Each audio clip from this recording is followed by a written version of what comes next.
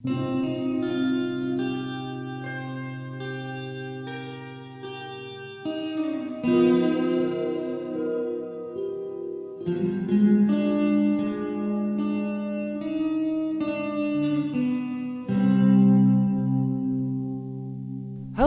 welcome to the inaugural episode of Something Rotten, a Max Payne 3 retrospective. Now, if you're listening to this, of course you are likely on the Game Query feed. And if you're familiar with that specific corner of the internet, you know that this is a common talking point for the Game Query hosts, myself specifically, but also possibly something long in the making. I can't believe it took us this long to do something Max Payne related. But joining me is my co-host, not AJ, not Leo, certainly not Haley. Jacob Geller is here. The Fourth unofficial host of Game Query. That's right. I'm here.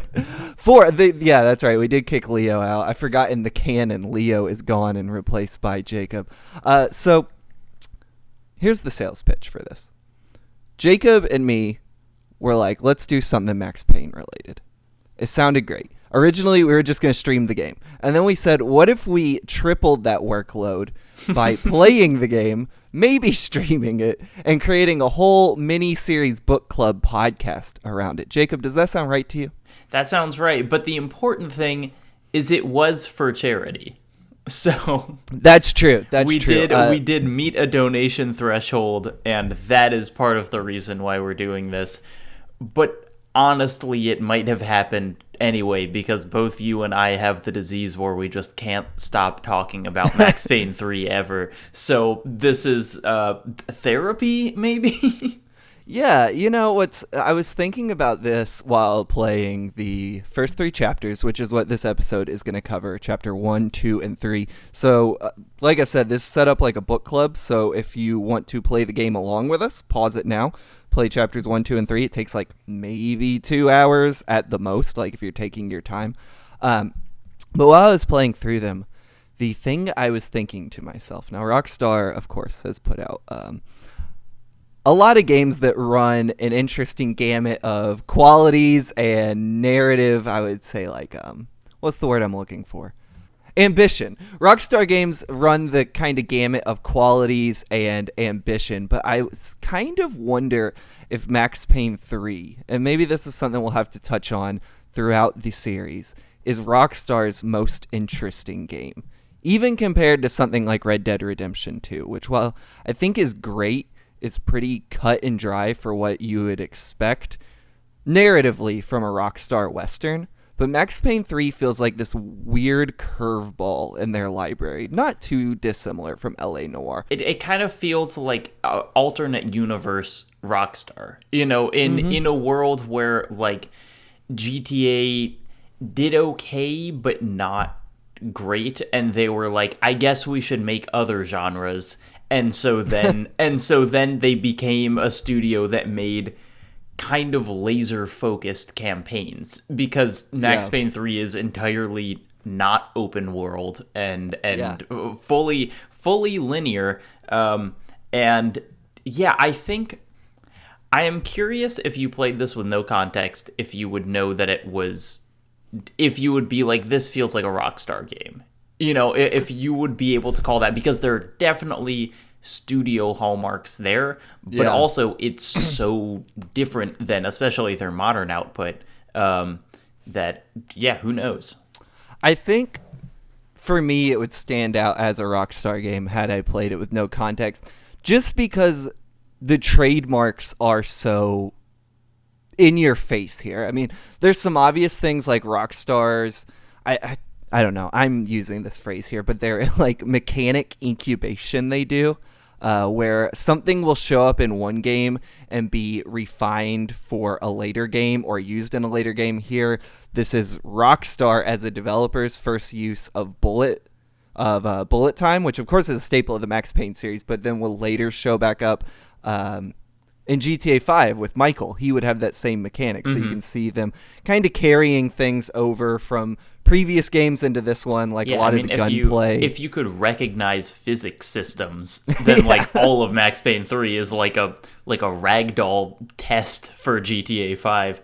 But even like the movement and gunplay for better and worse is definitely very Rockstar. It feels like playing Grand Theft Auto 4 in that it's hard to play at times and very clunky.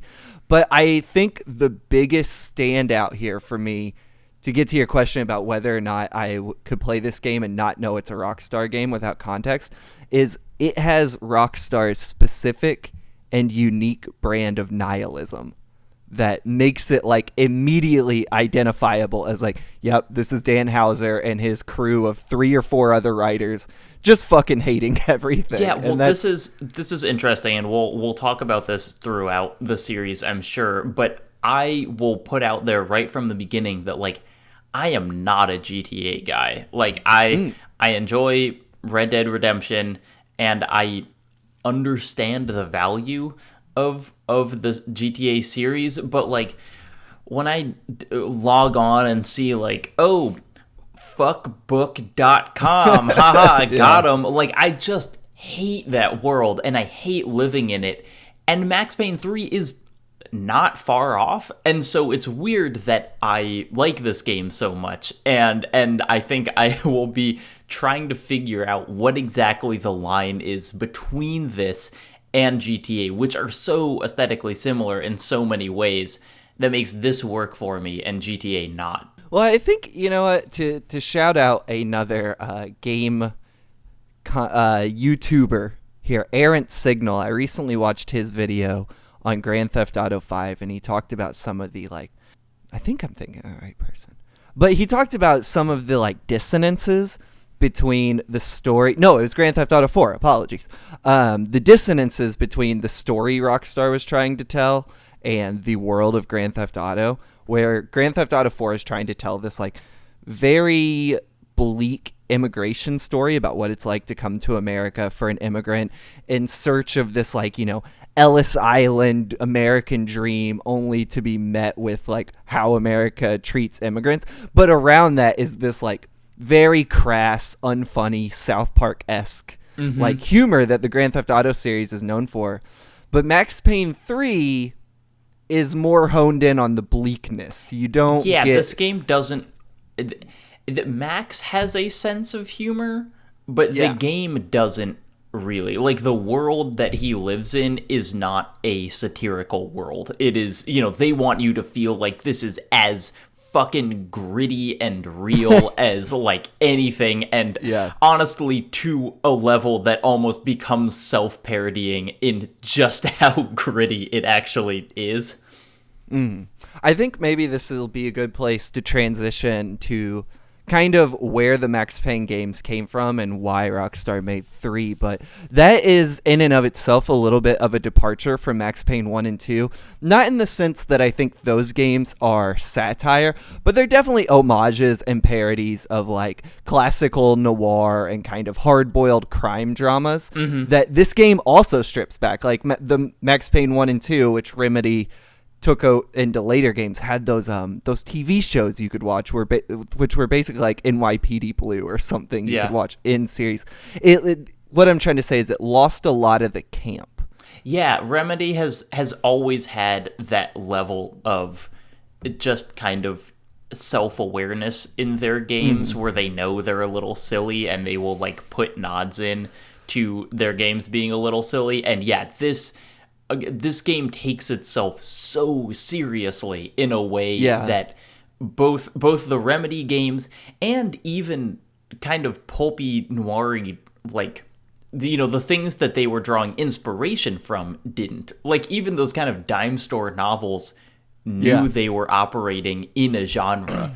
And this game kind of feels like it's unclear how self-aware it is about the tropes that it's using. In that sense, it feels unique to Rockstar's catalog, at least at this time, but very indicative of a lot of the games that kind of began coming out around that time and are certainly still coming out, which aren't necessarily just prestige AAA games, but these self-serious, almost like unaware that they're two self-serious games. Like The Last of Us is a good example, a game I like a lot, but is kind of the same fucking angry daddy game that Max Payne 3 is. The vibe is kind of like, oh, you think video games are just games? Well, I'm going to show you how unfun we are, and then we'll be like a real story. Like, it's kind of, it wants to be taken seriously so much that it just has, like, zero humor about itself. Yeah.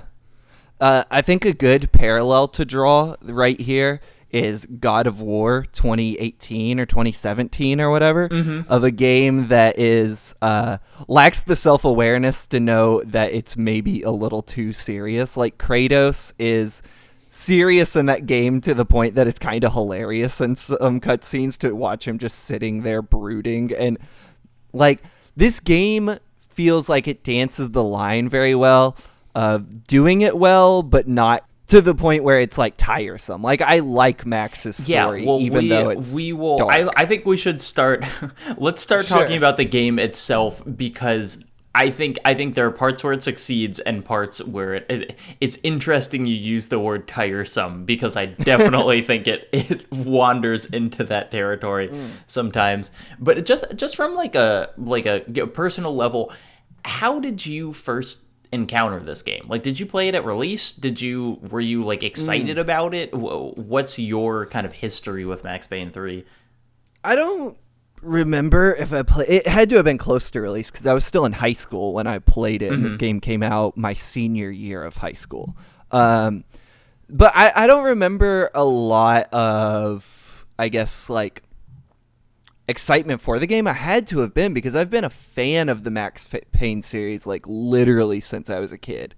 My dad had a bootleg copy of Max Payne 1 that I would play the ever-loving shit out of as a child, but it had a parental lock on it where you could play the game, I think, with no blood, but none of the story would be there, so you couldn't watch any of the cutscenes. So it was like years later that I would see all the comic things.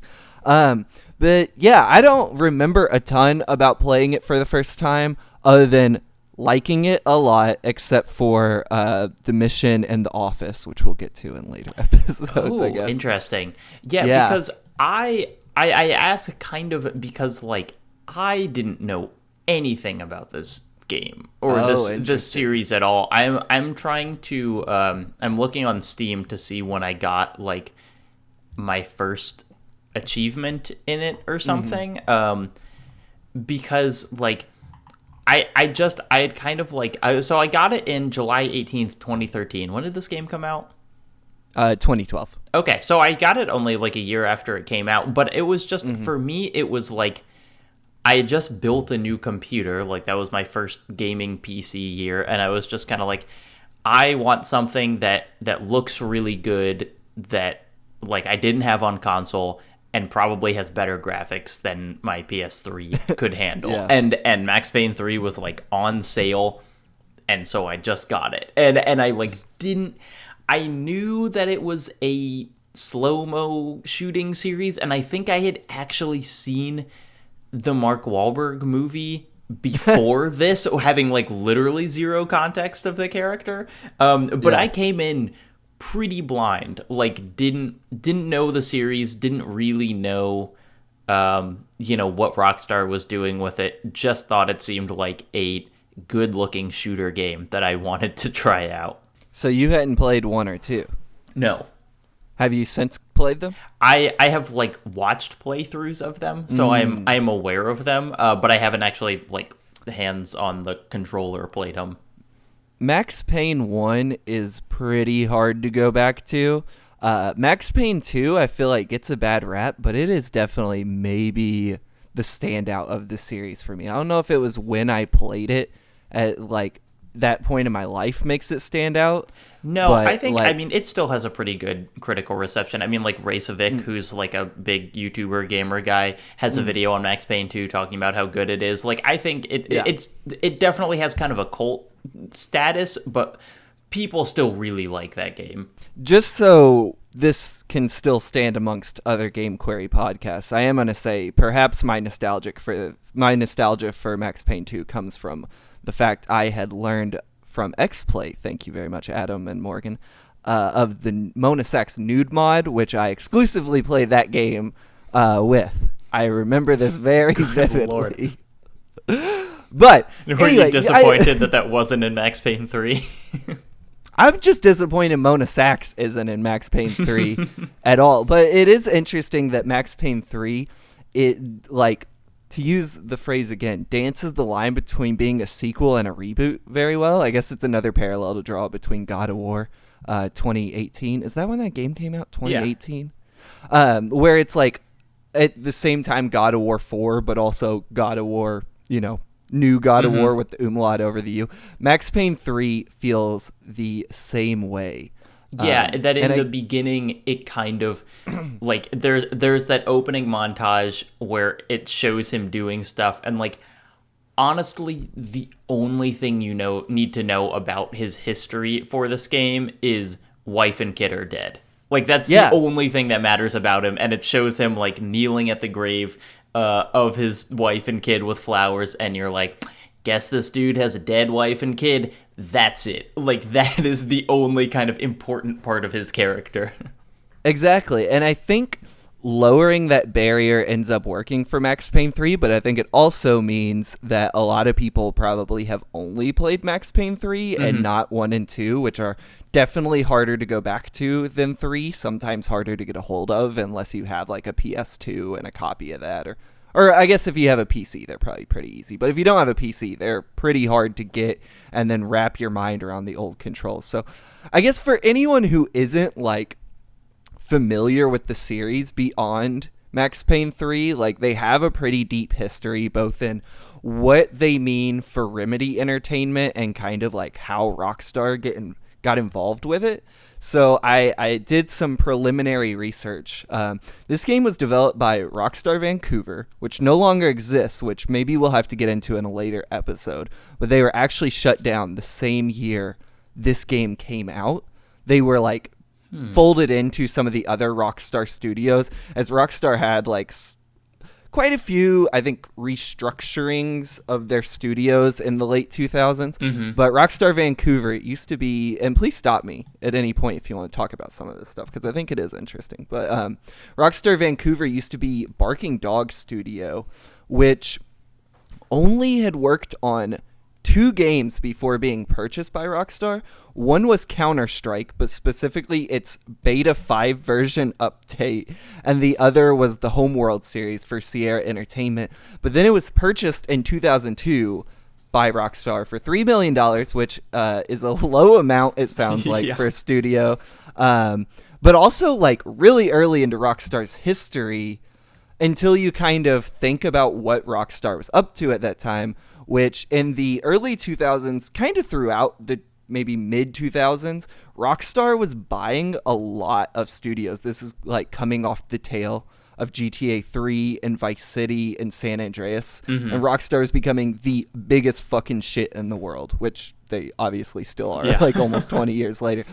Barking Dog was only the 3rd studio Rockstar purchased. The first was DMA Design, which it bought really early on, which is Rockstar North now, which made the Grand Theft Auto series, Manhunt, and basically is like Rockstar's now one of 2. I forgot about Manhunt, dude. Manhunt is actually, that is an interesting point of comparison for here. You keep going with the production, but like if you want a game that, talking about Rockstar games that like take themselves as seriously as one possibly could, like that's an interesting kind of touch point. I was thinking about Manhunt while playing through the first 3 chapters today.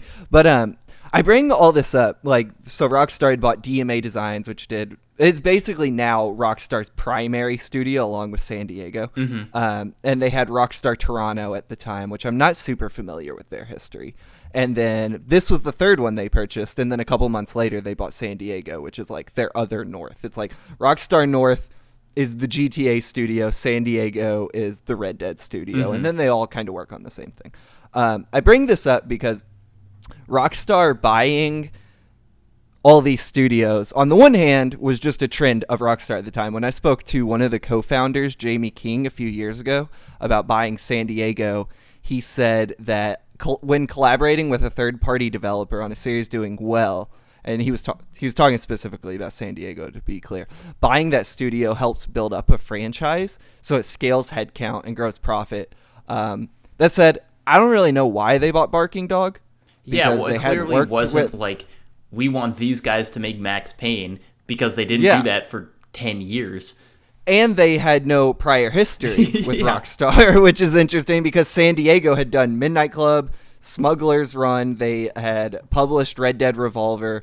Mad Doc, which was became Rockstar New England, had done Bully Scholarship Edition before being purchased EMA.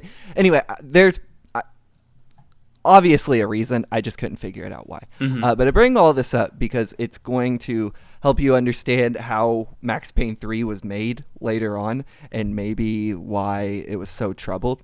But anyway, they purchased Rockstar Vancouver, and the first game they were supposed to make was a Spec Ops game for PlayStation 2 that was canceled. I don't know why.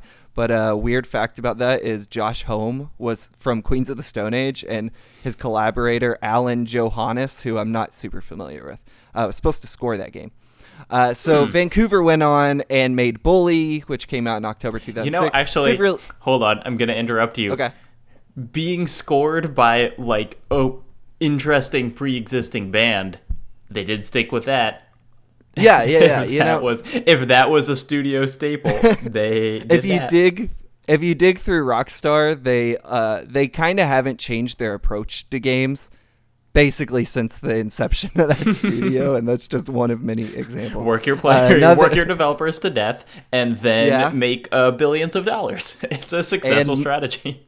And make games that aren't always very fun to play. But anyway, so they put out Bully, which is like this huge cult hit, and they're going to go silent in the story for a little while. So Max Payne 1 and 2 were developed by Remedy, who went on to do Quantum Break and Alan Wake and most recently Control. And the way Max Payne 3 comes out as a Rockstar game is this was only Remedy's second game, which, to get into their history, kind of like laid the foundation for its later games, which are like story driven worlds where like the world is just as much of a character. If you think of Max Payne 1 and 2, like New York feels kind of like a character as much as Max does. And I mean, then, just even the weird like watching TV shows thing has like exactly. It's interesting that has been in that studio's DNA from like day one. Also, like first person dialogue for the character, like a lot of the character like just even thinking. Using live action, you know, that like exactly. Max Payne 1 infamously has like Sam Lake's face just like copy pasted onto the character. Yeah, it's funny that they ran with that because originally, as far as I understand, maybe I'm assuming here, but a lot of that like real world FMV, or I guess at the time it was just photographs, was probably due to like technical limitations, and they've kind of just kept it going. I mean, it's like it's not like they were even hiring actors. It was just like, who works here? Well, I'm saying like, but in Control, you know, it comes back again, and they didn't need to. I mean, Quantum Break is a fucking TV show. Yeah, exactly. So, maybe to its detriment, but it is there. I like Quantum Break a lot. It gets bad rap, though. So that game came out in July 2001, and it was published by Gathering of Developers. It came out in July 2001 on PC, I should say. Published by Gathering of Developers, which is this weird publisher people should look up. Gathering of Developers, also called God Games, which maybe tells you everything you need to know about that publisher, who did like Serious Sam games. They published the infamous Guy game, which is a great story in and of itself. And the first Mafia Not a great game, but a great story. Yeah. And the first Mafia game, and God has kind of been forgotten these days, but one of the founders is Mike Wilson, who was like one of the early marketing people for id. He's written about in Masters of Doom, so it's interesting to see his like early history there. And then he also helped found Devolver Digital, which is, you know, very well known in the game industry today, but God is kind of like the proto Devolver in a lot of ways. Not in the sense that like God Games was this scrappy upstart indie publisher, but a lot of their like publicity moves are very similar, and it's interesting to see Mike Wilson was doing that like 15 years earlier. They announced that E3 was canceled before anyone else did. No, but Devolver's willingness to not attend E3, but to hang out in the parking lot across the street. That is something, if I remember correctly, that God Games did. They would just funny. throw barbecues outside E3. But the console port and the GBA port, which exists, of Max Payne 1, which you should look up because, oh man. Yeah. Was published by Rockstar, who now Rockstar is known as this company that is this very prestigious developer who makes Grand Theft Auto and Red Dead, and that's fucking it. But they, a lot of their early history is they just, I mean, not to be reductive, but they were a publisher of a lot of fucking shovelware. Honestly, they would kind of, again, to Jamie King, when I talked to him about Red Dead, he called it a relentless rate in which they would put games out. They were publishing Austin Powers games and this State of Emergency and all of these fucking weirdo games that no one remembers. And then on top of that, they were putting out the Grand Theft Auto series. So without any inside knowledge of why they published Max Payne, it stands to reason it was probably just a deal they made. Right. Who knows if they saw it as something they would try to make a flagship series later on. But it was just another one of the fucking... If you go to their Wikipedia and just look at the games they put out for the first 10 years of their existence, it's insane. It has to be something like 40 games or some shit that they were just publishing for partners and all this stuff. Anyway, Take-Two ended up... God closed at some point. They're not super important to the story. But Take-Two, which is Rockstar's parent company, bought the Max Payne license. Max Payne 2 came out. And then Remedy went on to do its own thing. And this is where Max Payne 3 actually comes into play. So rumors of Max Payne 3's existence started in 2008. Strauss Zelnick kind of said in an investor's call or something, Strauss Zelnick being the head of Take-Two, kind of said in an investor's call, oh, we're doing it. And people just kind of ran from. But actually, I don't see this talked about a lot. Max Payne 3 was announced in 2004, a year after Max Payne 2. And it's super weird. I only saw 1 or 2 stories about it.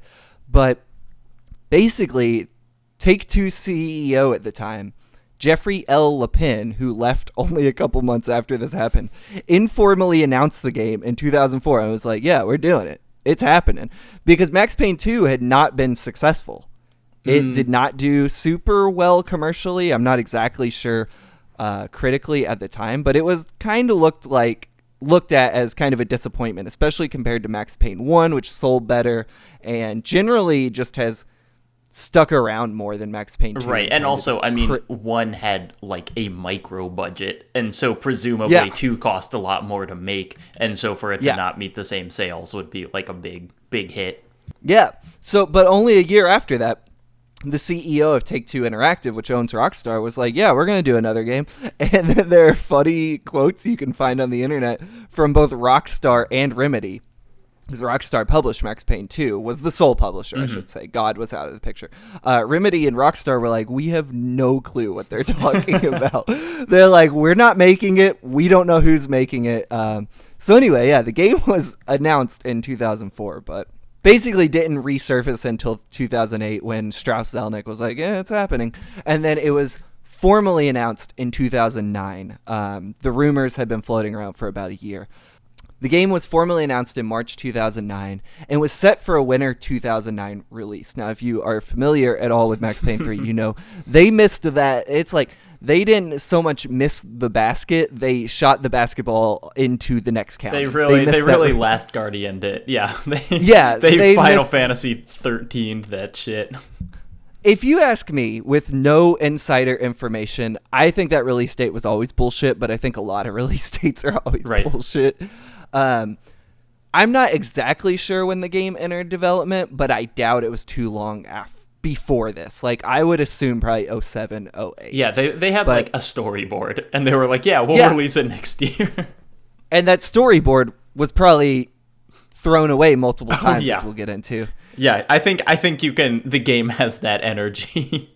Yeah, exactly. So I don't have like definitive reasons for why Remedy did not develop this other than they were making Alan Wake at the time, so maybe they just, and they didn't own the series by any means, so it's not like Rockstar had to let them develop it, but Remedy was off making Alan Wake, so Rockstar Vancouver made Max Payne 3, and again, it's not something I'm exactly clear on why, because Max Payne 3, at least according to Vancouver's Wikipedia page, is only the fourth game they ever made, which feels wild to me that Rockstar, without any knowledge of it, without me having any knowledge of it, was just like, let's let them tackle this huge, massive project, which is probably why. Do you have any idea what the budget was for this game?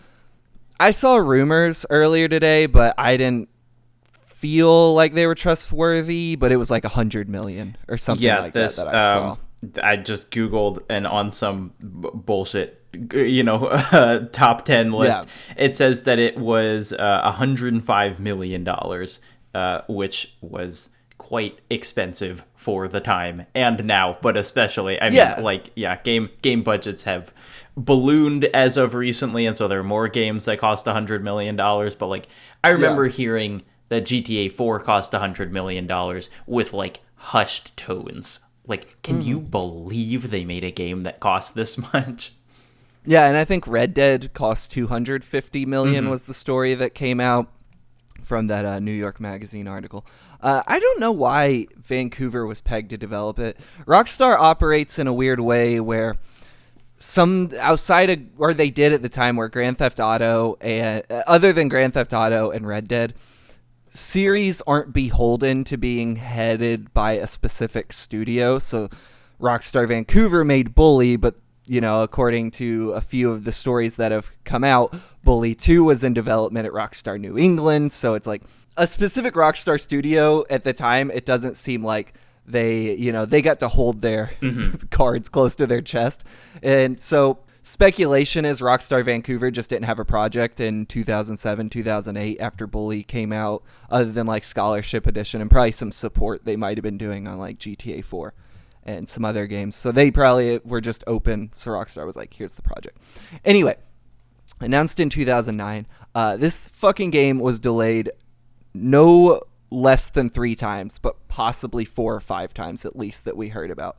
And that is, I know I'm running long in the tooth here, listener, but that is assumably because the game's development was very troubled. And I pulled this from Engadget, which I think is maybe the most enlightening piece of information I found about why Max Payne 3 took so long to come out and had so many delays. So they talked to a source who was anonymous. And said virtually everything said in the original Rockstar Wives letter and by current and former Rockstar San Diego employees in the comments applies to my experience at Rockstar Vancouver. For background, Rockstar Wives letter is a letter that was supposedly written by the wives of Rockstar San Diego developers talking about the extreme and brutal working conditions on basically like, I haven't seen my significant other in months. Like, what are you doing to them? When that story came out, there were a bunch of stories that also came out at that time about basically every other Rockstar studio being like, yeah, it's not just San Diego, it's hell at all these studios. Also, it should be just pointing out, it's like the difference in climate when that letter came out, just even the framing as Rockstar Wives letter, although I think they called it that themselves, was like a pretty sexist framing, and I feel like a lot of the outlets' coverage of it was like, oh, look at these wives complaining that they can't see their husbands or whatever, when what it really was like a letter pointing out widespread labor exploitation. but it wasn't like, at least my memory of it wasn't like, oh my god, this is horrible. It was like, it's kind of funny that all these women wrote a letter about how they can't see their husband. Like, that's how it was covered, and that is not how it should have been covered. Sure, yeah, but on the other side, a lot of other stories did come out about what it was like working at Rockstar Studios. Though it is interesting to think about where the game press was at that time, that when all the Red Dead 2 stories started coming out, about the issues with crunch on that. It seemed like a lot of people had forgotten that this exact same conversation happened 10 years before. Yeah. Launched by Red Dead 1, ironically or coincidentally enough. But Engadget's source said this came after, I think, the first or second delay to like August 2010 or something. That source was not optimistic that they would hit that because the story, and this is a quote, the game's story just went through another total rewrite earlier this month, the third that I am aware of in the past 2 years. And that means the team would have to have all of the content done by April or May to make that August release date, end quote. And then Engadget writes, further claims about the studio range from an enforced crunch mode through to the end of the project that results in 14 to 16-hour workdays, 6 or 7 days a week, to canceled 2 weeks of vacation over the past holidays. To further that, a couple of years ago, or maybe last year, Kotaku and a big report they had about what crunch is like across all Rockstar studios. I think they interviewed like 100 or so people, something fucking insane like that. Kotaku said people who worked on Max Payne 3 have described it as a death march, a brutal period of time for the company that involved long nights and plenty of mandatory crunch. And this is a quote from one developer at Rockstar's New England office. I'm going to be honest, a lot of the details of my life during that time are pretty blank. It was a lot of getting into the office at 9 or 10 a.m. and leaving at 10 or 11 at night. And let's see, that person who was salaried did not get paid for their extra hours. Instead, they had to hope that the game would sell well enough to net everyone on staff a healthy bonus. I hope that their game wasn't helmed by Randy Pitchford. Is that right? Well, Rockstar also has had issues in the past with people getting bonuses. And even myself, in reporting other stories, have heard that Max Payne 3's development was fucking brutal. Rockstar, obviously, as we've established, known for its crunchy development. One developer I talked to said Max Payne 3 was not only the worst crunch he had encountered at Rockstar, the worst crunch he had ever encountered in his career entirely. So that seems like a very unanimous feeling on the various studios that work. Yeah, it's interesting that, like, because we're talking about this more, I feel like there's kind of it's easy to feel like crunch is getting worse. You know, that, like, It's like we got this huge Red Dead Redemption 2 story, and so it's like, God, this must have been awful. It's like, no, it's pretty par for the course. Like, the only difference, and honestly, like, not to give them too much credit, but, like, better than it has been. You know, the only difference is, like, now we're asking questions about it. But like, you know, the same thing goes for Naughty Dog, and the same thing goes for all these different studios, is like, this has been in their culture forever, and hearing stuff about Max Payne 3 has always been like, it's like, in retrospect, it's like, yeah, no one really asked us about it at the time, and it turned out that game almost killed me. Yeah, and so I bring all that up just to give listeners a background just on where Max Payne came from, but also to kind of set the stage, I think, for what Max Payne 3 ultimately released as in 2012, you know, 3 or 4 years after they said the game was going to come out. Because I think without that knowledge, you can appreciate or see what Max Payne 3 is a lot better by knowing the background of behind how it was made. My last point on this is going to be where it sits in Rockstar's history. Like I, established earlier, Rockstar in the first decade or so of its history just basically pumped fucking games out, like an absurd amount of games. But you can pinpoint the moment it happened when GTA 4 released. Rockstar pumped the brakes on its release schedule. It was still porting things, and it still does port games to anything that will run except for Max Payne 3, weirdly enough. But in terms of new games it was putting out, once GTA 4 hit in 2008, it stopped putting out multiple new games a year. It kind of shifted to this one new game a year. So you got like GTA 4 and then LA Noire and then Max Payne 3 in 2012. And it did that for like 5 or 6 years, maybe a couple years less. But And then in 2013, the year after this, Grand Theft Auto came out, and it... Yeah, can you imagine if we still got one Rockstar game a year? Nuts. Yeah, but it GTA 5 came out in 2013, then it changed completely, and then it was another 5 years until Red Dead Redemption 2 came out. So that is the point where Rockstar became what we now know of as Rockstar, where their games, again, not including the ports, which they put out all the time, but a new Rockstar game became an event, something that did not happen often. And they started to really push the budgets they were putting into these games, the technology they were putting into these games. Like, how many fucking stories came out about LA Noir's facial capture technology or whatever? Like, they were supposed to be seen as this high art, adult-focused, mature stories that were gritty and violent and for an audience beyond just the normal gamer or consumer. Like, this was supposed to be shit you would watch after you watched your favorite Martin Scorsese film. Yeah, you'd put on your favorite Dan Houser specifically game. Films. Like, you know, that's always kind of been a thing, but it's like, it feels like the peak thing they want to be is like a classic movie. You know, that's kind of like Rockstar's MO. And if I can get a little bit masturbatory about this here, like, it is so interesting that Max Payne 3 is like the game that exists on that line, because it is like fundamentally a game about like being a bitter old man being forced to enter a new world, you know, that he's like not used to, and that represents like a complete shift from like who he's been in the past. It's like, it's hard to think of something that would be more tonally fitting for this weird period of transition for them than Max Payne 3. Yeah. I think that's a good place to, I know that was a lot of talk, but I think that's a good place to launch into Max Payne 3. Which is a very... Max Payne 3, every level in Max Payne 3 feels like the biggest set piece of another game of that time. Which is obviously a product of Rockstar, you know, pumping so much money into these games, being such perfectionists and wanting to go bigger than everyone else. You get a game that... And I'm going to hand the torch to you on this. But you get a game that...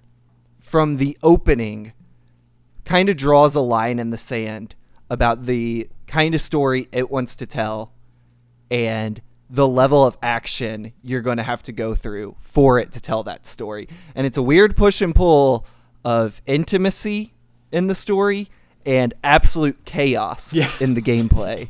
Totally. One of the things that I was reminded of playing through the first 3 chapters, and we will actually start talking about the game proper now, is this story asks a lot of you, like, very quickly. Is like, it from the very beginning introduces a lot of characters and says, like, here are all these characters, here are their relationships with each other. Remember this, because this is going to be plot relevant, and then this is a very Jacob Gallery point, and you can say if you agree with this or not, but I think part of the experience of playing this game, especially the early levels, is kind of not knowing what's going on in a similar way to Max himself, where he is this old drug-addled dude who is in the midst of alcoholism and is, you know, playing bodyguard to this rich family, and they're just, it's like, okay, this is the sister, and this is his wife, and this is, you know, their cousin or whatever, and they're just throwing so many people and locations at you that it's very easy to lose track of like who is what going on. And that feels a little like being a fucked up old guy trying to keep pace with this world he doesn't understand. So there's this thing the game does a lot visually, like, where it'll be kind of where it's like this. I don't know the proper term for it, but the layman's way of explaining it is it looks like a flash of light appears on screen, and then everything's kind of out of focus. You're having trouble seeing the colors. You know what I'm talking about? Yeah, the game does this a lot. It's kind of, one way of describing it would be kind of glitchy. Another one would be saying it's kind of like, it's like the colors get misaligned. You know, you'll see like 3 versions of Max kind of on top of each other, and it's like red and green and blue in just kind of a normal kind of color wheel way. But it feels like their tone is very intentionally out of focus. It's like everything isn't solid here. It's disorienting. Is I think a good way to describe it. And for me, I guess we should establish this as early as possible, given one of the big like narrative conceits of this game. I am a recovering alcoholic. I have had to go to rehab and stop drinking, much like Max will have to do later in this game. But those specific flashes always remind me of the panic of waking up from a bender, where you don't know, you are completely disoriented on what happened, what is going on, where you are. This game is full of those moments. They come halfway through a scene where you think you know what's going on, but something about this visual cue just disorients you. And then, of course, there's a lot of crosstalk in this game. Like, it does a really good job of making you feel like you are either drunk and unsure what's going on, or understanding that Max probably just on a base level is hungover and feeling like shit, but having to deal with all this visual and sonic information at once. Yeah, and the fact is the story is incredibly not chronological. And the opening cutscene is really unclear, like, where that happens in the midst of the story. And throughout that opening cutscene, you are flashing to different points throughout the story, including the very end of the game. And then you kind of go back. And so, yeah, there's this feeling, you know, it's the Slaughterhouse-5 thing. He's unstuck in time. You know, you're just kind of like phasing through all these scenarios, and especially on a first playthrough, you don't know what the fuck is going on. Like, where you are actually supposed to be, from what perspective this is being told from. It's all very hazy. But it feels appropriate, because it feels like Max doesn't clearly know who these people are. Yes.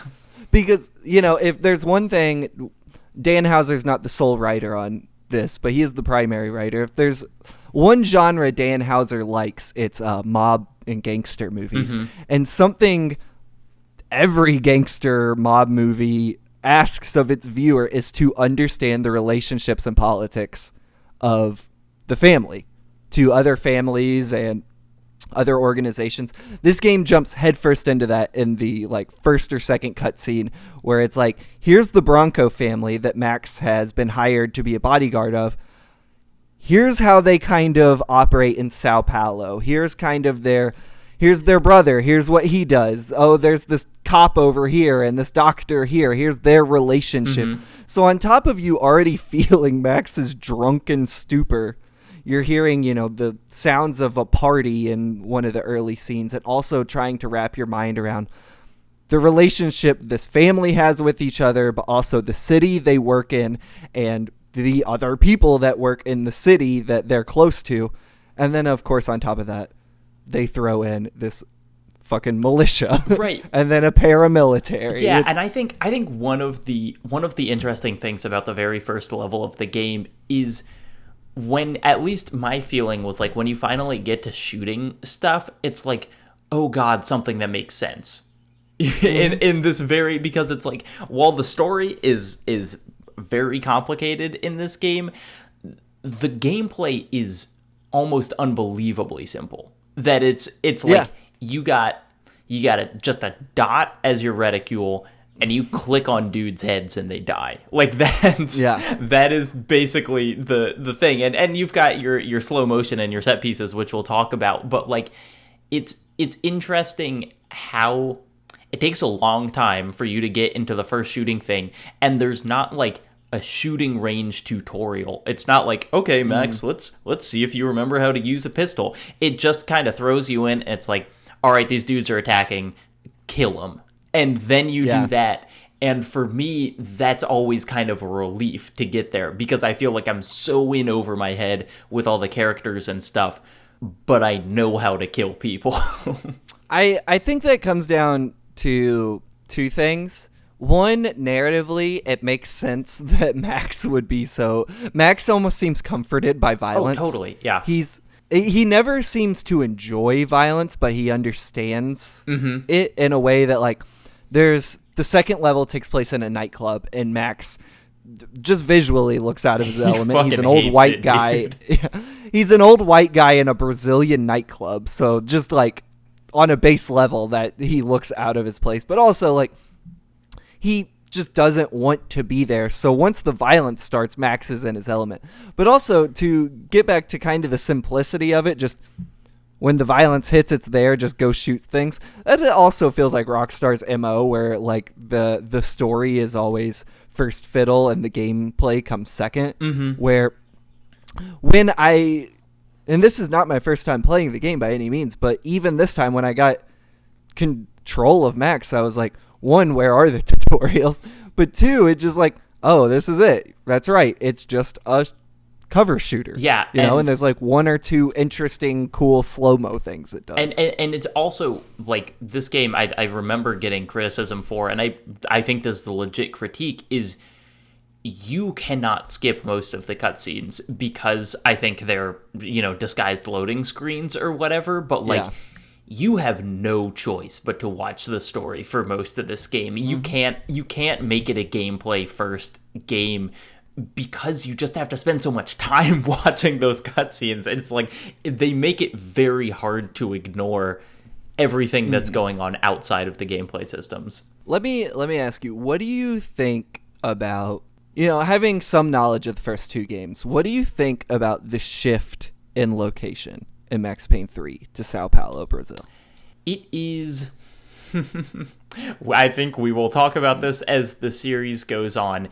It is an interesting move to make a gangster movie in some place that we usually don't see gangster movies. Like, that's... Sure. You know, I think probably if you had to ask, like, one of the reasons why they did this, it would be, like... We wanted to just have a unique location because we know that gangster movies take place in New Jersey or whatever, which this series is kind of based in, and we do go back there eventually. But I think it's also, this Rockstar thing of, like, really liking the contrast between, like, bright, sunny, beautiful, and incredibly violent. And it's also the Rockstar thing of some pretty significant racial insensitivity, I would say. Which, is interesting because this game has aspirations of being a critique on capitalism and kind of wealth disparity. I mean, like, literally in the second cutscene, Max talks about how, like, you know, Americans know their capitalism. Yeah, but it's kind of saying it works, and so it's weird. Yeah, right. But, like, it's also, like, Max is making no bones about he hates the fucking rich people he works for, you know?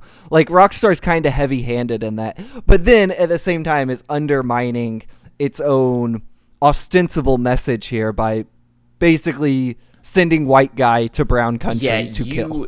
This game has a very clear color spectrum of who, like even though the family you're protecting is also, like, you know, Brazilian or whatever, they're like, you know, they're from that location. All of the thugs that you're killing are more brown than all of the people you're protecting. And that could be another commentary on race, but I don't think the game makes it. You know, it feels like it's just kind of easy coding for them of being like, how are we going to tell the kind of, like, hired thugs who it is your job to kill? And especially when you're in Sao Paulo, it's like, oh, because they're darker. Like, because that's who they are.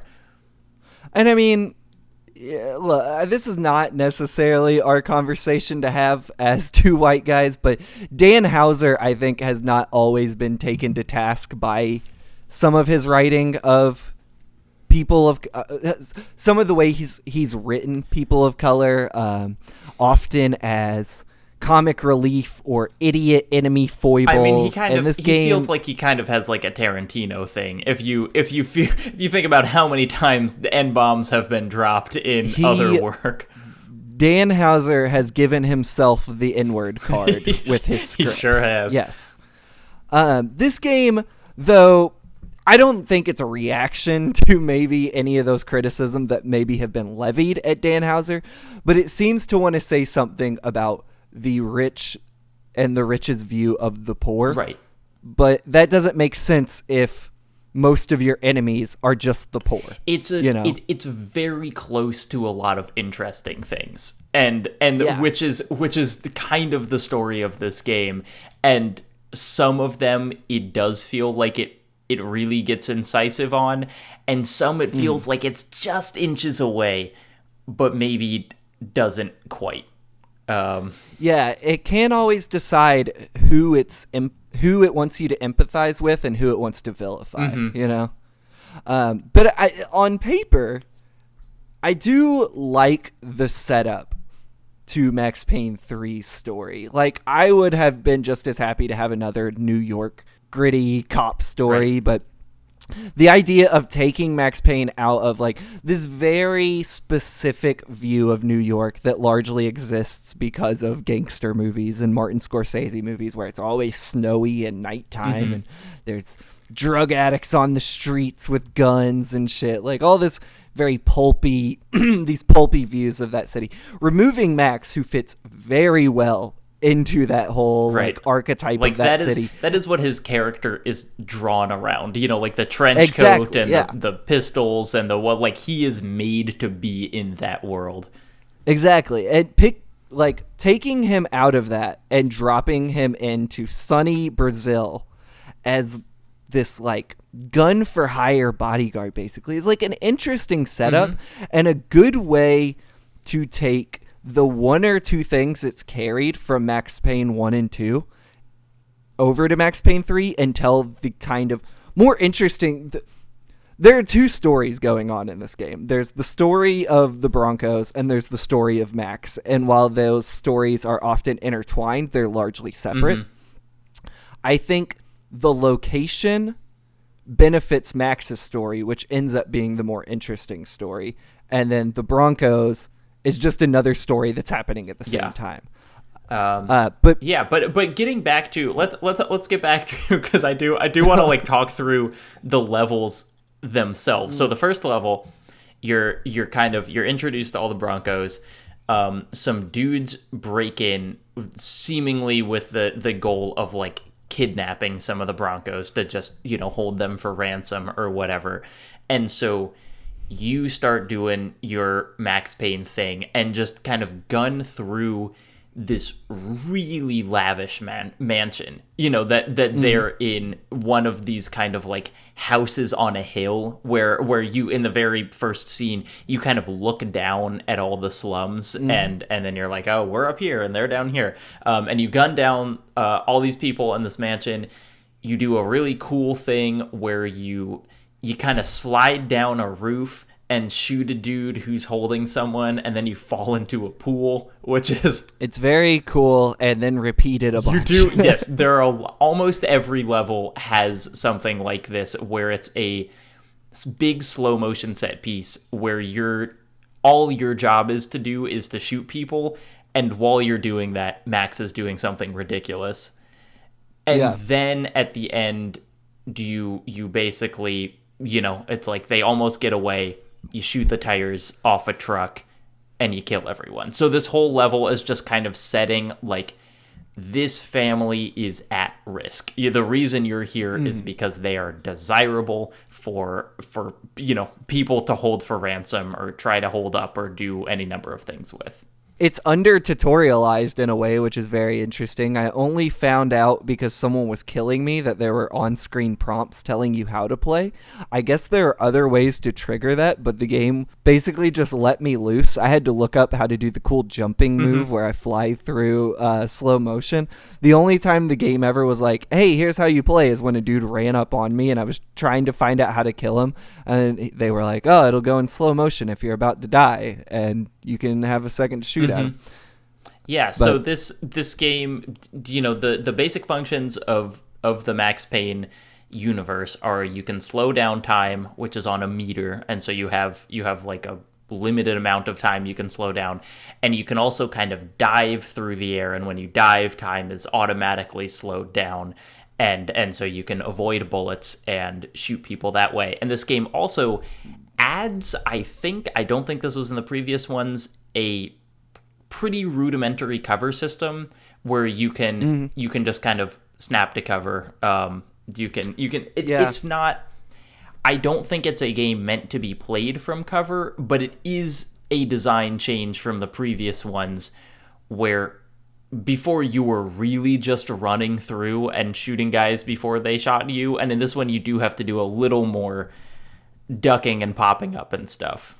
I think this first level, Max Payne 3, kind of shows its hand with what may be pretty frustrating for a lot of players, and that's the ways that like the story and the cutscenes and the production are all very expensive looking and shiny and look cool. Like the game's almost 10 years old and it still looks great.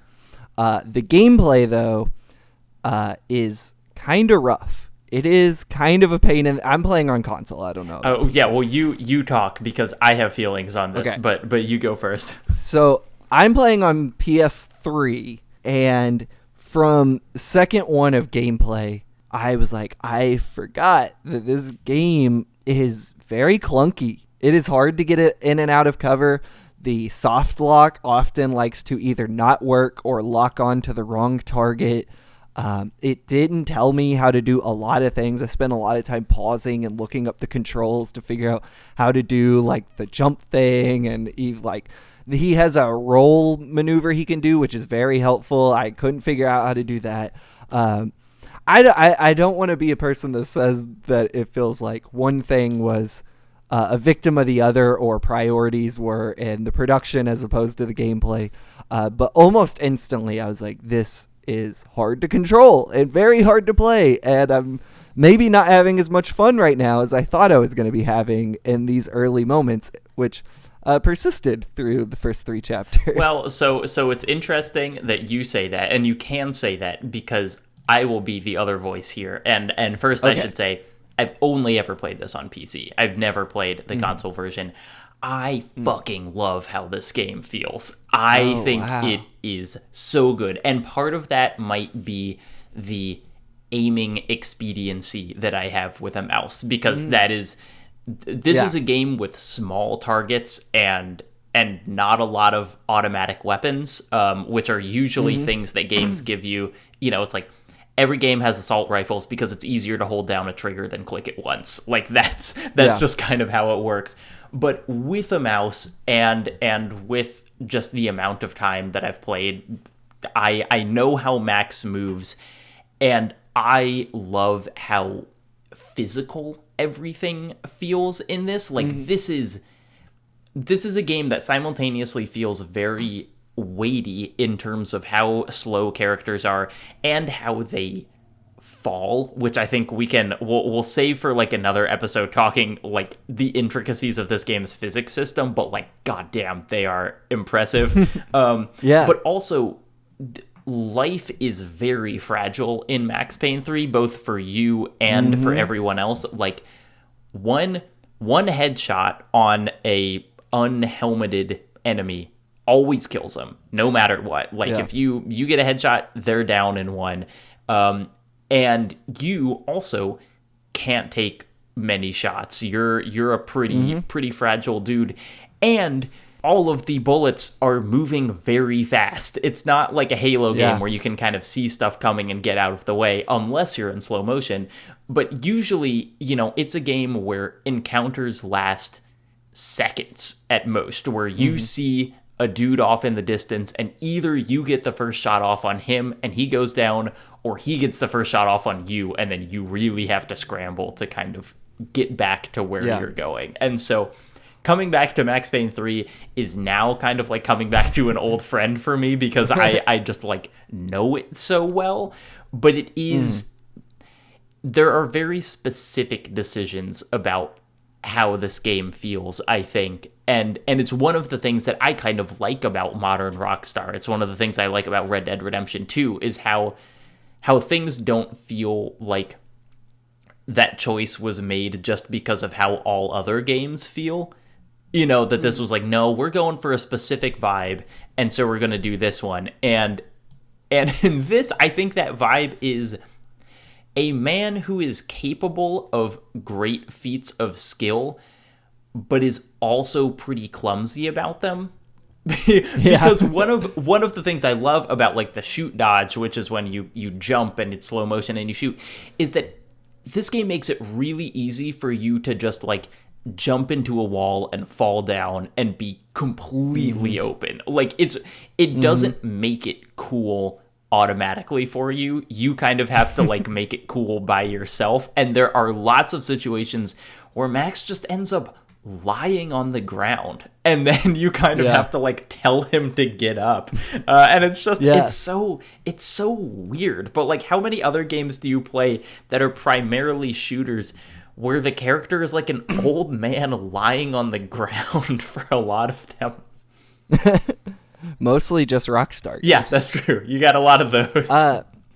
The issue I kept finding with the gameplay, at least on console, was it couldn't make up its mind on whether or not I should be behind cover like I'm Nathan Drake or something, or I should be running around shooting in every different direction like early Max Payne games. I would enter a combat scenario and couldn't figure out, okay, is this the one where I hide, or is this the one where I'm running and jumping and going in slow motion? And, you know, let's get back to the story a little bit to establish how we get here. But I think the biggest sinner of that is the soccer stadium level, where every gunfight I feel like I died on, and I was like, I don't know what the game that wants level's from me pretty right rough. now. We were messaging about it before this started. It's that's a level where a lot of the design conflicts kind of rear their head at once.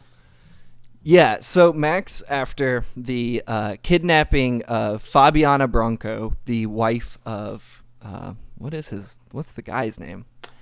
They're all just the Broncos to me. But basically, the wife of the guy in charge has been kidnapped. So Max and his buddy Raul I've got to look these names up. I'm not gonna try to navigate this. So Fabiana Branco gets kidnapped, and Max and Raul Passos. If I'm pronouncing, Max pronounces it about as whitely as he can. Actually, I think at one point early in the game he calls them pesos, which is a little weird. So basically, they're like, all right, well, the Broncos are just going to pay to have her released. They'll pay the ransom or whatever. You go. This all happens at a nightclub. She gets kidnapped. It's basically just a shooting gallery. That whole thing doesn't really advance the story much, other than just kind of some character exposition about the Broncos. Though I will say, when I think about Max Payne 3, like, that nightclub is kind of the level I think of, just in terms of it is amazing. Like, it starts you're in you're just grumpy and you're kind of escorting them, and you're in this VIP lounge, and then a bunch of dudes come and start kind of like shooting guns in the air, and as Max, you run, grab a dude, smash through a window that's kind of like 10 feet above a dance floor, and then the game goes into slow motion, and as you are falling the 10 feet or so to the ground, you are just shooting like all the dudes on this dance floor, and it is an incredible scene. I mean, like, the level of kind of like color variety and music going on, like it is a thumping club soundtrack and whatever. Like, in terms of just level construction, making it feel good to run through and shoot guys in, this is a pretty high peak for the game. For sure, for sure. I think of the 3 levels we played, that's the best one. But narratively, it doesn't serve much other than you get to spend a little. He's grumpy. You spend he doesn't like being there. He says, "This place is like Baghdad with G-strings." Classic line. Yeah, very good moment. The only thing it kind of serves is to show you that like the younger of the Broncos is very like idiot. naive. Yeah, that's like it doesn't really progress much in the story other than that. So the point where the story kind of gets picked back up is a lot of what we were talking about earlier with the politics and the family from the very beginning of the game. You start to see more of in this 3rd level, where Fabiana is being held for ransom. And, in a lot of movies, the ransom is like, how are we going to get the money to pay to get her back? And we clearly see this family is wealthy beyond our understanding, because he says, okay, it's fine. We'll just give them the money. It's no big deal. And then it's this comically large duffel bag they carry full of just an absurd amount of money. And this, I think, is where the story finally opens up, where you understand that this, like, scrappy gang is not your primary antagonist. There's a paramilitary group, and the game starts to throw even more things on top of its story at you. But it's unfortunate that it's in just this kind of miserable slog of a level that is such a pain in the ass to get the through. level starts, so you're bringing this big ransom bag, and you're in the middle of a soccer stadium, like a huge, like 80,000 person stadium or whatever. And you're handing it off to this gang, and right in the midst of your handoff, a sniper starts shooting, from way up in the stands, and shoots a bunch of the like gang that you're handing it off to, and then shoots Max in what he refers to as his second favorite drinking arm, which I think is a pretty good line. Great line. So the first, 10 minutes of this level, maybe it's shorter than that, but it feels pretty long, are you just kind of, as Max, just stumbling and kind of sliding off the walls, being shot in the arm, and being really... This is kind of a video game cutscene thing where he gets shot a bunch, but he got shot in this cutscene, and it like really fucks him up. So you are just sliding along, and Passos is kind of in front of you and is shooting dudes. And eventually you get bandaged up, and so you can return then to your full shooting ability. All of your senses are returned to you. You have a piece of cloth on the wound, and you took some pills. You're fine. But then, the kind of interactions this starts throwing at you are these just incredibly deadly situations where characters can kill you really quick, and the rooms are pretty... I would say they're very realistically shaped for a soccer stadium, which doesn't necessarily make them super fun to shoot in. The thing that kept frustrating me were the combat arenas where you were in the stands. It happens like 3 or 4 times where you run out into the stands, and it's trying to do these interesting things where you're juggling like enemies at different heights. They're like way above you or down below you, and it's like, okay, well, you have to make sure you know what's going on all around you, but there's no real cover, and you can't just jump down an entire staircase and like slow-mo them all, and it just becomes a frustrating... You can jump down the entire staircase, but it's not as effective as you would hope. Okay. Yeah, it becomes this frustrating exercise in trying to memorize where each enemy group is going to come from and kill them before they can kill you. And it's an interesting part of the game because it's adding layers onto a complex story, but feels like it's doing it competently enough that I'm interested in figuring out who all these different players are in this stadium with me. But it's bogged down by having to fight all these dudes that, it's just becoming an exercise in trial and error of, okay, I died that time. I need to make sure I look right first, kill that dude, then left because there's 2 dudes over here. And it's just not fun at all. You've got... This level is incredibly broken up with cutscenes. Between almost every fight, there are cutscenes that are not really story crucial. It's just kind of Max and Passos, like, talking about stuff. This level is about twice as long as the first 2. I was recording them, and so I have the actual timestamps, and it's like this level is close to 35-40 minutes, while the first two were like 20. And yeah, it's a real slog. It's hard to get through, and there are some great moments in it. There's a thing where you pick up a sniper rifle and Passos is like all the way across the stadium, and so you're making these shots from like a mile away, and the game. Oh, hold on. I hate that. That is my least favorite part of the game. This is maybe another control issue. I'm going to caveat a lot of this conversation with saying I think my PS3 controller is dying on me also. For some reason, when I would aim while I was shooting, it kept bringing up the weapon wheel.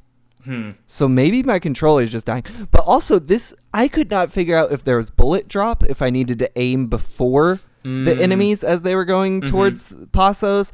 Like, it took me maybe 4 or 5 times just to get through that section because I could not figure out, do I need to be super precise where I'm aiming on the body, or do I need to be a little ahead of them? Should I be above them? I still never figured it out. I think it was just luck that I got through this moment. I'll revise my previous statement.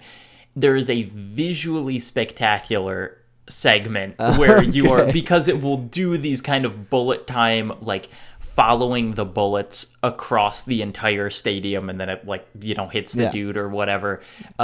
There's a scene, the very last scene, you're kind of climbing up on the lights of the stadium, and so you're way above everything, and then you slide down and kind of flip into this room and shoot a guy, and unlike one of the things that I do just love about this whole game is, unlike Uncharted, where it seems like everything is super easy to pull off, the animation really sells that Max is not like a really fit dude, and he's very good at killing, but whenever he does one of these kind of like action movie moves, it seems like it hurts a lot. Like, he doesn't enjoy crashing through a window, and it makes it feel... and he's like... Yeah. And he's half drunk when he's doing any of it, and also, we haven't talked about that. The health system yet in this game is you are literally, like, taking gulps of painkillers. Like, your health in the corner will show that you have 5 painkillers left, and then you take out a bottle, which is incredibly just cheesy and on the nose, but does fit the general vibe. It is a holdover from the first 2 games. But also maybe something that could have gone away. I feel like that becoming a trope in video games, because that's something people remember from the Max Payne games, is like, maybe this is a leap here. But part of the reason, which this game, I will say, does a good job of offering other takes on addiction in games, but this game continuing the just pill munching health stuff continues a lot of, I think, Max Payne's place in video games trivializing substance abuse, because that became like such a funny trope in those first 2 games that video games kind of ran with it. Later, Rockstar would adopt it where you can drink alcohol and or you know what I'm saying, like games have stat boosts based on you getting fucked up. And whereas I think the alcoholism in this game is taken very seriously, the pills are not really, and it's just a gameplay system. Yeah, and that shit sucks to me. It sucks when any game does it, honestly, and a lot of games do it. And it just feels like this relic of Max Payne's past that unfortunately had some bad influence on other games that didn't necessarily need to be here. Just give me a health pack or give me regenerating health. Sure. Like, I don't need... You have a good story with the addiction stuff, with the drinking. I don't need Max's quips in the middle of a level being like, I had to numb the pain with my little white friends. And it's like, all right, I get it. Boy, does this dude quip. Like, he talks about as much as Nathan Drake, but when Nathan's like, hoo-hoo, glad this handhold was here, all of Max's like this is, we were talking about tiresome in the beginning of the episode, but like Max has the same energy for almost every one of his lines, and like, boy, hearing him spit out another like, I had just killed 50 people in the country's most hallowed prayer ground, when he's talking about like the soccer stadium or whatever, it's like, oh my God, like lighten up a little bit. Well, maybe this can be the last thing we talk about today is what is, because we're kind of deep in the conversation at this point, but what is carried over from Max Payne 1 and 2 and Max Payne's inner monologue, his cheesy quips that he's ostensibly saying to just himself. Right. Those are like staples of the first two games that I think I really appreciate because I really like just like I don't remember if it's something Max says in Max Payne 2, but one character says it where they're like, it was raining in the city like all the angels in heaven had decided to piss at the same time. Like, I'm very nostalgic for that I shit. Think, I think some of them work really well, like second favorite drinking arm, and then some are just kind of like, it's been 30 seconds since Max said anything. We need to... But the irony to kind of where I come down on the pill munching stuff that is, you know, a carryover from the first two games, and I'm largely pretty negative on that, is this game's take on Max's substance use, which was a big tenet in the first two games. I think mainly just the pills. Like, it was kind of implied you're eating all these painkillers, maybe Max has an issue with them. But this game kind of takes that hook from the first two games and decides to explore it with Max's alcoholism, and it ends up being, like I was talking about earlier, like there's kind of two stories going on at the same time. There's like Max's whole deal, and then there's the Bronco story. This story is, I think, what makes Max Payne so interesting, is this game deciding to look at this character and kind of what we know about him from the earlier games, and then kind of crack it open and see where they can take him, 10 years later. Like, this isn't just a PS2 pulp shooter anymore. This is a big, prestigious Rockstar AAA game, and it's very gritty and serious and for adults.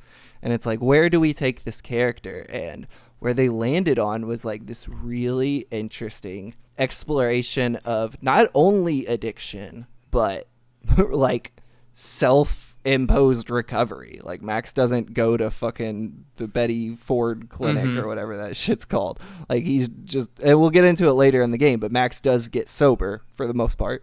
And this game, the first three chapters where we played, show alcoholism in a way that is very depressing, and also, at least in my experience, it's realistic. Like, this game isn't interested in being like, oh, Max got drunk and he got behind the wheel of a car and killed a kindergarten class.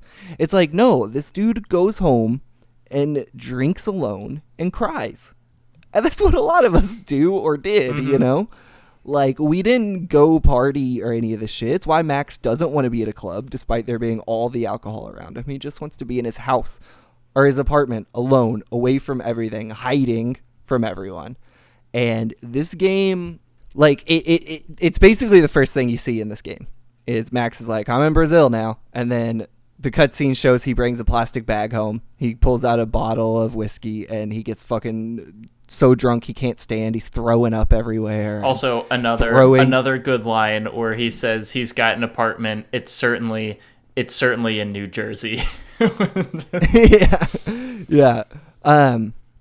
I think the further we get into that, because the story is going to dig into it more, this is going to be the most interesting thing this game has to do narratively. But for you, a man who I do not believe is an addict, what do you think about this take? Because it speaks to me directly, but it's also an interesting place for a game to go, because we don't see this shit a lot in games. It is interesting because I'm honestly, I'm glad to hear that it does speak to your experience, because a little of what I feel is, we talked about how seriously this game takes itself, and it does feel very, it's not heavy-handed in the getting behind the wheel and running over someone, but it's certainly not subtle in any way, shape, or form about this. And it's not a subtle game, so it doesn't have to be. But I could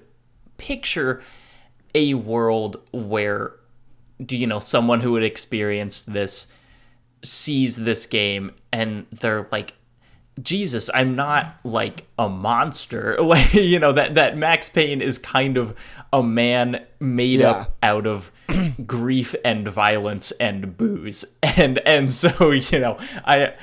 I could imagine someone being like, this feels reductive, but I'm glad to hear, although I want to give you a hug, that it doesn't feel, that way to you, and that it actually, feels like it's, actually speaking to, what that felt like. And I will say, like, the other side of that is the frustration of the way this game makes a mechanic out of substances just because it's a Max Payne game, so he has to chew on pills or whatever. And it's like, I mean, there's a million things you didn't carry over into Max Payne 3. Why do I need this? Why are you giving me such a good look and starting such an interesting conversation about addiction and recovery, but also being like, don't you remember in Max Payne 1 and 2, he chewed the pills and his health went up? I mean, I am not a guy who likes recovering health systems generally, but it feels like this game should just have auto recovering health. Like, it just feels like that's how it should work, and it's always kind of a surprise to me that, like, no, you actually have like limited heals. So okay, so where did this leave us going into next time? I feel like where we go next time is all the things we've established. It's fitting that we talked about so much. That's right, because this game has so much going on, and it gives you all of it at once. And it will only continue. So as the show goes on, I think we have to just stay on the same path and be like, here's how the combat evolved, or here's where the story is taking us. Here's, these themes that started to sprinkle in the first 3 chapters. Here's how he start to play out. Why is Max shaving his head? That's actually a really big thing based on the... Dude, this game's got some good hair. I'll say that. He's got a good beard later on. He's got... We do get to return to New Jersey, figure out why Max had to go to Sao Paulo. That's the next episode. I think it's honestly a really good tease because all the chapters just flow into each other. And so as I was shutting this down, getting ready for the podcast, I was like, oh, next level's in New Jersey. This will be interesting. Yeah. Yeah, I think, when I said this is Rockstar's most interesting game, I think there's a lot of good and bad with that. But we will... it's an embarrassment of riches in terms of things to talk about. That's right. With this game. So before we close out, if you want to play along with us, obviously, as you've just heard over the past hour or so, we played the first 3 chapters. The next episode 2 of 5, we're going to play the next 3 chapters. Now, the play schedule will change up a little bit after that, I believe. But if you want to play along, play episodes or play chapters 4, 5, and 6. If you have any questions, comments, observations about the chapters you played, or just the game in general, you can tweet them at game_query on Twitter, or email us at gamequerypod@gmail.com. We have a few, but I'm going to wait till later, the next episode, to start digging into all those, because they feel like more overarching looks at the series, but we do have some we'll start getting into. So if you've written in so far, listen to episode 2. And just to make it easy for you, chapter 6 is the chapter in the office. So stop playing when you reach the end of that chapter. Well, Jacob, this is awesome. I'm really excited about this. This is a game that I've wanted to talk about for a long time, and I am glad that I found someone who is as enthusiastic about it as you. Yeah, and we talked about all of it today, everything. So I'm excited to keep going. For anyone who wants to follow you, hear your other work, your other podcasts, watch your videos, all that good stuff. Well, my YouTube is Jacob Geller. Just type that in. My Twitter is currently suspended because fuck that, but hopefully by the time you're hearing it, it won't be. On Twitter, I'm also Jacob Geller, or at JakobG42. And if I'm still suspended, hashtag free Jacob Geller. Hell yeah. And I've been your illustrious host, Blake Hester. Follow me on Twitter at MetallicaIsRad. Maybe, just maybe, I'll have a Rockstar story, maybe 2, coming out in the near future. So I'm always knee deep in Rockstar. I've decided it's just one of my beats at this point. So I'm glad this is one of many in the catalog of my Rockstar library of stories. But yeah, thank you for listening to Something Rotten, the inaugural episode of our new Max Payne 3 retrospective.